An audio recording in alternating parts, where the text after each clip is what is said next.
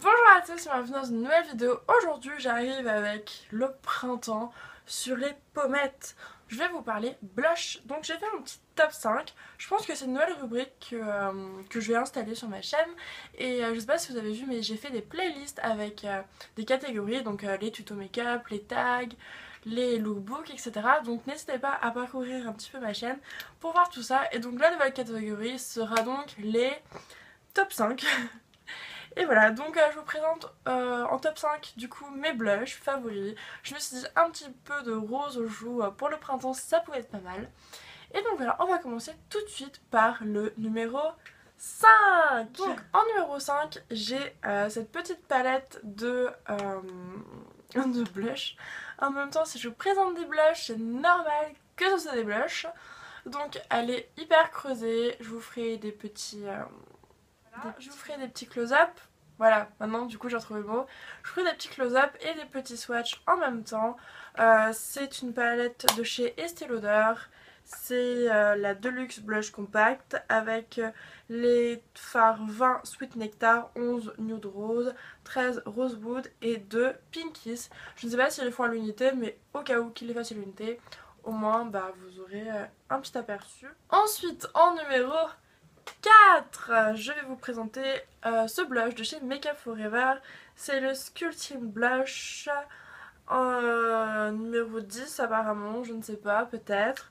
Et c'est juste un blush juste trop mignon. Enfin, je vous en avais parlé dans mes premiers favoris, je crois, je me souviens.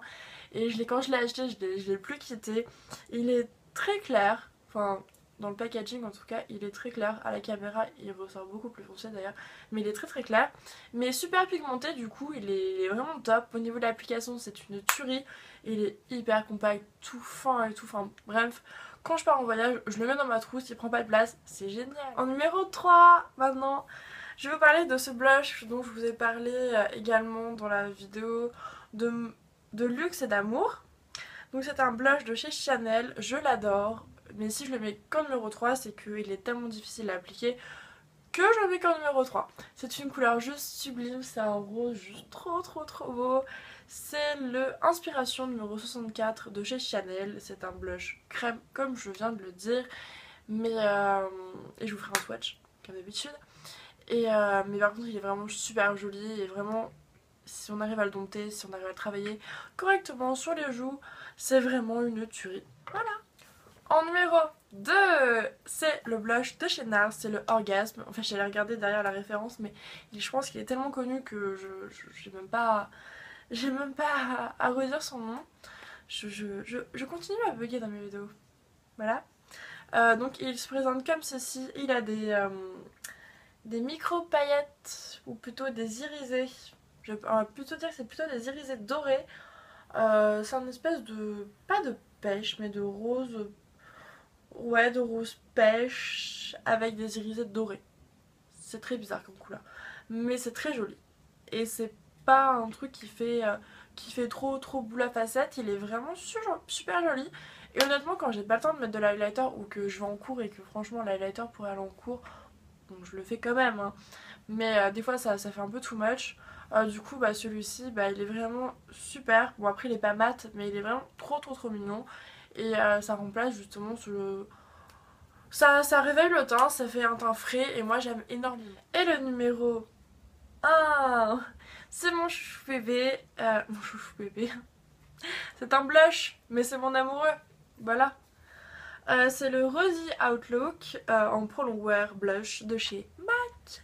Et il est trop joli. Quand je l'ai vu en magasin, en fait je voulais un blush et je me suis fait conseiller et en fait elle m'a donné ce blush et je me suis dit non mais c'est une blague, genre tu me donnes ça, mais c'est hyper clair.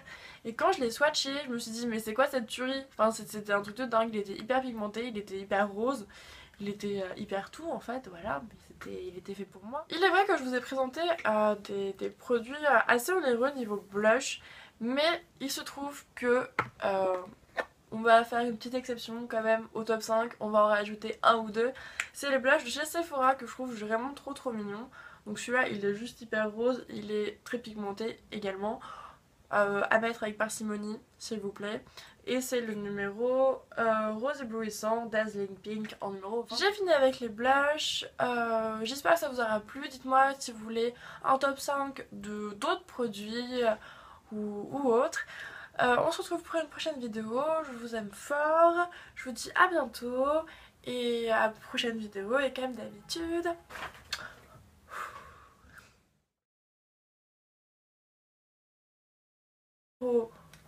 3. Parce que voilà. Bonjour à tous et bienvenue dans une nouvelle vidéo. Aujourd'hui j'arrive avec mes petites oreilles de chat. Parce que mes cheveux c'est tellement une catastrophe qu'il a fallu que je mette des oreilles de chat. Voilà. Je recommence à être une pain bêche. C'est pas possible.